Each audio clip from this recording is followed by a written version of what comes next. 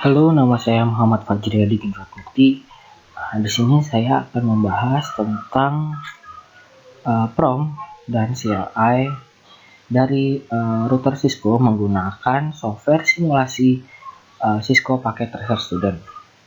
Nah, di sini saya pilih router 1841, kita klik saja. Nah, sebelum kita masuk ke konfigurasi CLI, pastikan di tab physical itu powernya sudah on. Nah, kalau sudah on, baru kita masuk ke tab CLI. Nah, dia sudah booting nih, mengecek versi iOS-nya, NVRAM-nya, dan lain-lain. Nah, dia nanya nih, ada konfigurasinya yang kemarin-kemarin atau enggak. Ya udah, karena kita baru, jadi kita pilih no saja. Nah, kita masuk ke user access. Nah, pada level ini sangat terbatas untuk mengkonfigurasikannya. Jadi kita masuk lebih dalam lagi, cukup ketikkan enable. Nah, kita sudah masuk ke privilege access node. Nah, untuk masuk ke mode konfigurasi, cukup ketikkan configure terminal. Nah, kita sudah masuk ke mode konfigurasi. Untuk masuk ke mode yang paling dalam, seperti mode interface, cukup ketikkan interface fast ethernet 0/0 enter.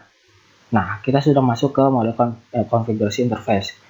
Tapi dalam pembahasan ini saya tidak akan membahas mode interface. Di sini saya ketikkan exit. Tetapi untuk beberapa versi iOS sudah mendukung ketikan N atau N ya.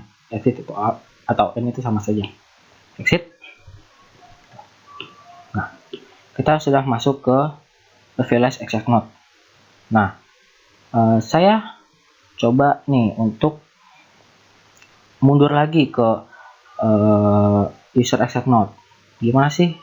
Gampang saja, cukup ketikkan disable. Kita sudah masuk ke user access node. Untuk masuk lagi, ketikkan enable. Perintahnya cukup gampang. Jadi cuman enable, configure terminal, disable saja. Jadi kita sudah membahas tentang perpindahan antar node. Selanjutnya kita akan membahas tentang auto completion. Saya akan mengetikkan show run.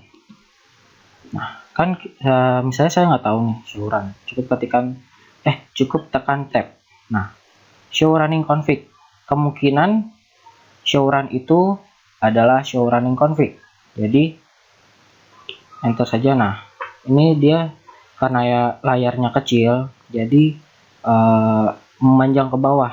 Untuk per baris bacanya tekan enter, dan untuk per page bacanya tekan spasi. Nah, contoh lain lagi untuk mengecek versi, coba show var tab. Nah, show var kemungkinan besar adalah show version.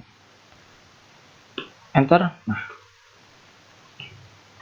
muncul lagi kan. Nah, ini karena banyak, jadi kita buat saja untuk spasi. Contoh lain lagi menggunakan singkatan seperti SHRU. Nah, SHRU sama saja seperti show running config. Cuma untuk tahap pemula sebaiknya tidak disarankan menggunakan singkatan-singkatan. Jadi kalau misalnya sudah terbiasa, baru menggunakan singkatan-singkatan itu diperbolehkan. Nah, itu kita membahas tentang